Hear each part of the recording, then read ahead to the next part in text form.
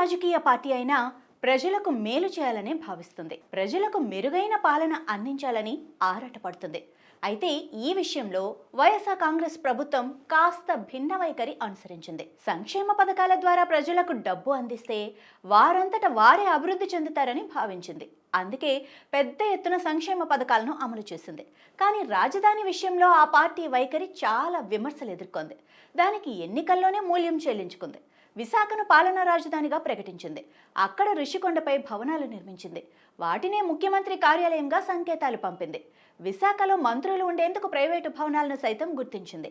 కానీ రాజధాని అంటే 1-2 భవనాలు కాదు. రాజధాని అంటే పరిపాలనా కేంద్రం. రాజధాని అంటే ఓ రాష్ట్రానికి చిహ్నం. అటువంటిది భారీ భవంతిలో జగన్ ఉండి మిగతా మంత్రులు సామంతులుగా విశాఖ నగరంలో మకాం పెడితే అది ఎంత మాత్రం రాజధాని కాదు. దానిని జగన్మోహన్ రెడ్డి గుర్తించలేకపోయారు. అందుకే మీకు రాజధాని ఇచ్చాం అని చెప్పినా సరే విశాఖ నగర ప్రజలు, ఉత్తరాంధ్ర వాసులు దీన్ని ఆహ్వానించలేదు. దారుణంగా ఓడించారు. వర్షాల సమయంలో అమరావతి మునిగిపోయిందని, అది రాజధానిగా పనికిరాదు అంటూ వైసీపీ చేసిన ప్రచారం పూర్తిగా రివర్స్ అయింది. అక్కడ నీరు నిలబడలేదని చెబుతూనే సమస్యను ఒక్క రోజులోనే ప్రభుత్వం పరిష్కరించింది. తాజాగా మరింత కసితో అమరావతి నిర్మాణాన్ని పూర్తి చేయడానికి సిద్ధమైంది. మంత్రి నారాయణ అక్కడే మకాం వేశారు.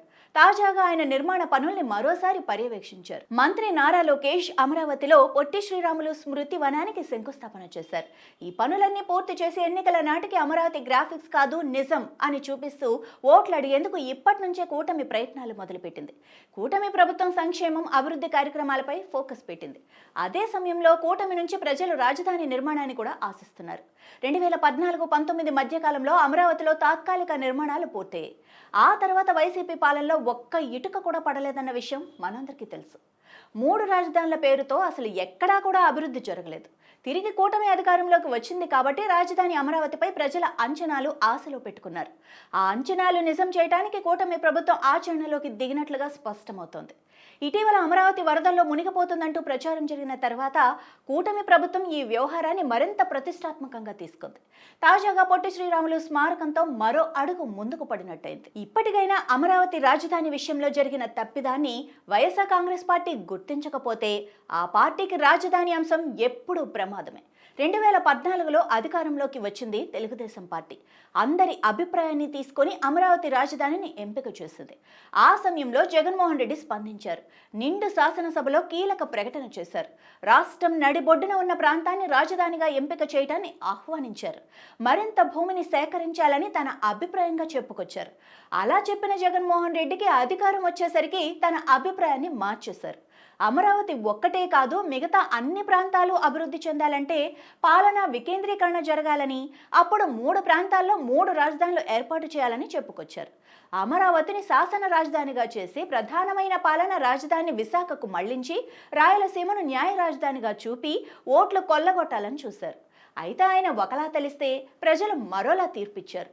రాజధాని విషయంలో జగన్ ఆలోచన తప్పు అన్నట్టు ఓటుతో గట్టిగానే సమాధానం చెప్పారు. దీని నుంచి గుణపాఠాలు నేర్చుకోవాల్సిన అవసరం ఎంతైనా ఉంది. అయితే అమరావతి రాజధాని నిర్మాణంపై ఓ స్టాండ్ తీసుకునేందుకు జగన్ సిద్ధపడుతున్నట్లు వార్తలు వస్తున్నాయి. ఇప్పుడు ఏదో ఒక నిర్ణయం తీసుకోవాల్సిన అనివార్య పరిస్థితి కూడా అయింది. ఎందుకంటే అమరావతి రాజధాని నిర్మాణాన్ని ఎలాగో ఆపలేరు. నిర్మాణ పనులు శరవేగంగా జరుగుతున్నాయి.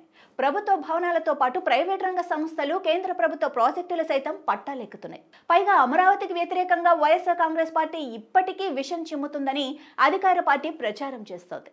ఇది ప్రజల్లోకి బలంగా వెళ్తోంది. అదే సమయంలో జగన్ సొంత మీడియాలో సైతం దీనిపై విపరీతమైన కథనాలు వస్తున్నాయి. అయితే ఇది సరికాదని, మరోసారి రాజధాని అంశం వైఎస్ఆర్ కాంగ్రెస్ పార్టీ మెడకు చుట్టుకోవటం ఖాయమని విశ్లేషకులు అభిప్రాయపడుతున్నారు. అందుకే అమరావతి రాజధాని నిర్మాణాన్ని స్వాగతిస్తూ దానికి ఒక ఎండ్ కార్డ్ చెప్పాలని సన్నిహితులు జగన్మోహన్ రెడ్డికి సూచించినట్లు సమాచారం. 3 రాజధానుల అంశానికి ముగింపు పలికి అమరావతి రాజధాని నిర్మాణాన్ని స్వాగతించి అందులో వైఫల్యాలను ఎండగట్టాలన్నది వైసీపీ ప్లాన్గా తెలుస్తోంది. మరి జగన్ ప్రయత్నాలు ఎంతవరకు సక్సెస్ అవుతాయో చూడాలి.